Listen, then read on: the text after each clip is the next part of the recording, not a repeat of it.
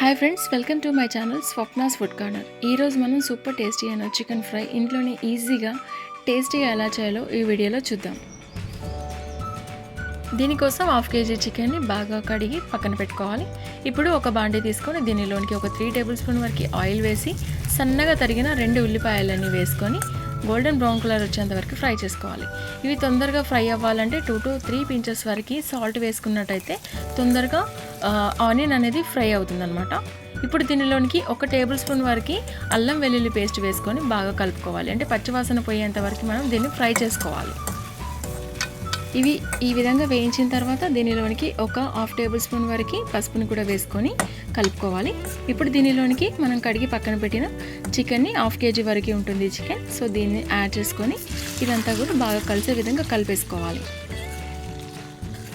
ఇలా medium flame పైన ఒక 2 నుంచి 3 నిమిషాల వరకు దీన్ని ఇదే విధంగా కలుపుతూ మనం ఫ్రై చేసుకోవాలి. తర్వాత దీనిపైన మూత పెట్టేసి ఒక 7 to 8 minutes వరకు మీడియం టు లో ఫ్లేమ్ పైన దీన్ని కుక్ చేసుకోవాలి. ఇలా మూత పెట్టడం వల్ల దానికి ఆవిరి వల్ల చికెన్ అనేది మంచిగా ఉడికిపోతుంది. సో ఇప్పుడు దీనిలోనికి మసాలాలు యాడ్ చేసుకోవాలి. దానికోసం ఏంటంటే 1 టేబుల్ స్పూన్ వరకు గరం మసాలా, 1 టేబుల్ స్పూన్ వరకు ధనియాల పౌడర్ కూడా యాడ్ చేసేసుకొని మసాలాలన్నీ కూడా చికెన్కి పట్టే విధంగా మంచిగా కలుపుకోవాలి.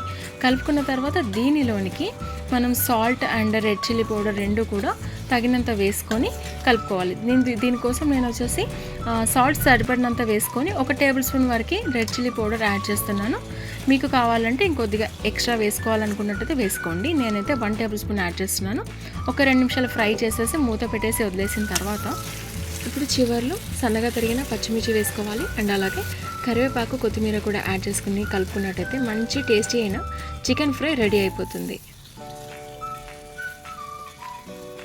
ఈ రెసిపీ మీ అందరికీ కూడా నచ్చుతుందని నేను అనుకుంటున్నాను. నచ్చినట్టయితే లైక్, షేర్, కామెంట్ చేయడం మర్చిపోకండి. అండ్ అలాగే సబ్స్క్రైబ్ చేయడం మాత్రం అస్సలు మర్చిపోకండి. Thank you friends.